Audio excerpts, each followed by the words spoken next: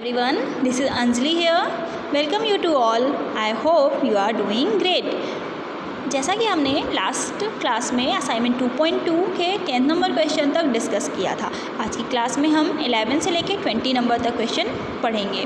11 से 20 तक के जितने भी क्वेश्चन हैं ये हमारी डिफरेंट प्रॉपर्टीज़ जो हमने पढ़ी थी उन पे बेस्ड है। तो चलिए स्टार्ट करते हैं। फर्स्ट 11th नंबर क्वेश्चन है आपका, verify the commutative property for the multiplication of the following whole numbers. Whole numbers के लिए आपको commutative property of multiplication verify करना है। तो कम्यूटेटिव प्रॉपर्टी ऑफ मल्टीप्लिकेशन क्या होता है, कोई भी दो नंबर हैं उन्हें हम किसी भी ऑर्डर में मल्टीप्लाई करें तो उनका जो आंसर होता है वो सेम होता है। तो हमारे पास यहाँ पे दो नंबर है 30 एंड 14। तो 30 एंड 14 का जब आप मल्टीप्लाई करेंगे तो a इंटू बी, ए हमने यहाँ पे ले लिया 30 एंड b ले लिया 40। ओके, a की वैल्यू आपने 30 ले ली एंड b की वैल्यू आपने ले ली 40। a इंटू बी, तो हमने a में b का मल्टीप्लाई किया, अब हम b में a का मल्टीप्लाई करेंगे, मतलब 14 इंटू 30। तो 14 3 जा 42, तो आपका कितना आ गया 420 इक्वल्स टू 420। आप देख सकते हो कि दोनों साइड के आंसर आपके पास इक्वल मिल गए। तो ये हमारा LHS RHS साइड के इक्वल हो गया, तो हमारा आंसर जो हो गया वो वेरीफाइड। Answer is verified. हमारी ये commutative property for the multiplication verified हो गई।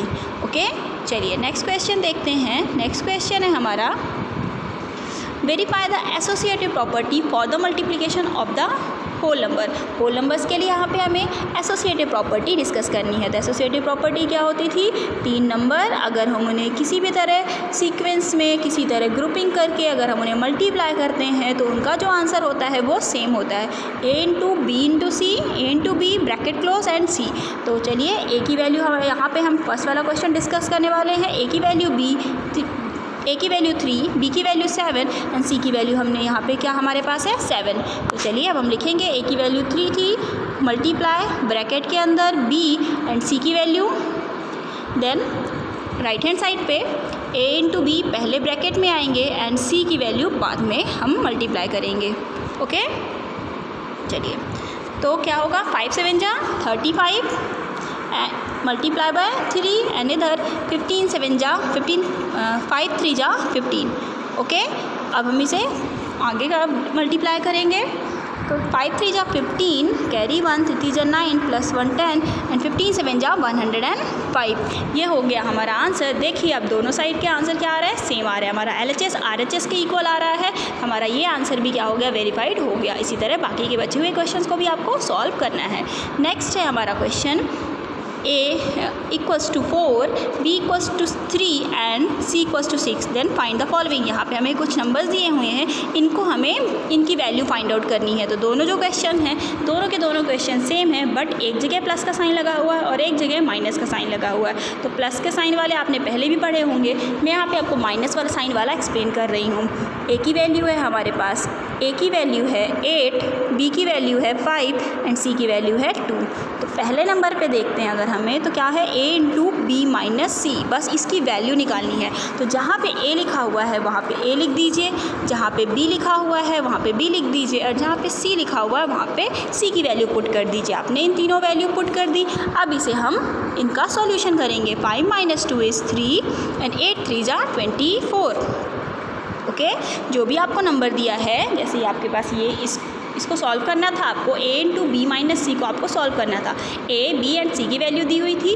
अब इस इक्वेशन में आप a and b and c की वैल्यू पुट करिए एक्सप्रेशन में, आपका आंसर आपको मिल जाएगा। उसी तरह a b माइनस ए सी दूसरा नंबर है, a b माइनस ए सी।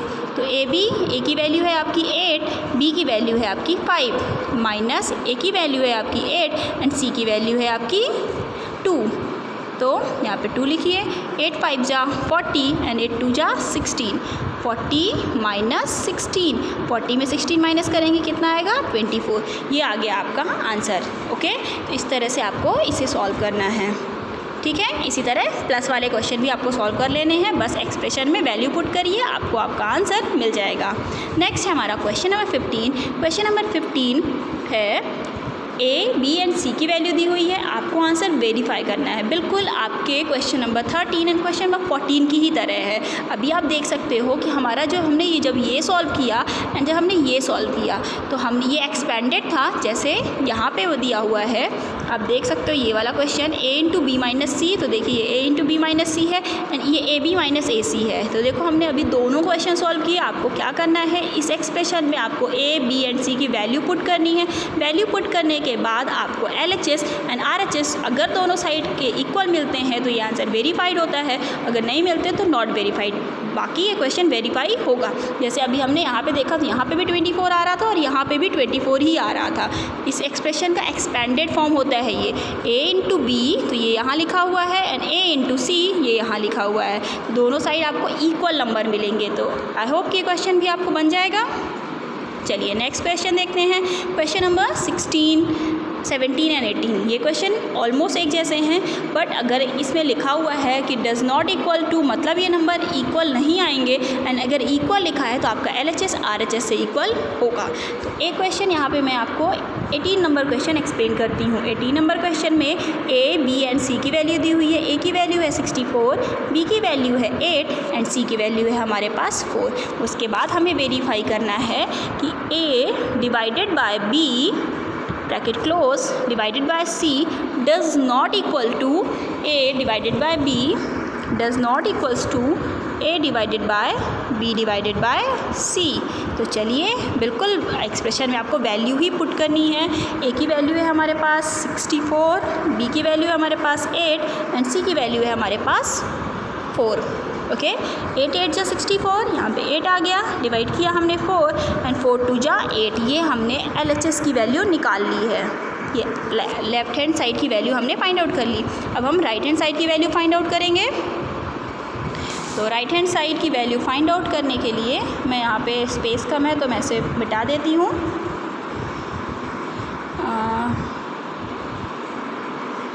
तो कैसे क्या है हमारे राइट हैंड साइड पे, A divided bye bracket close B divided by C।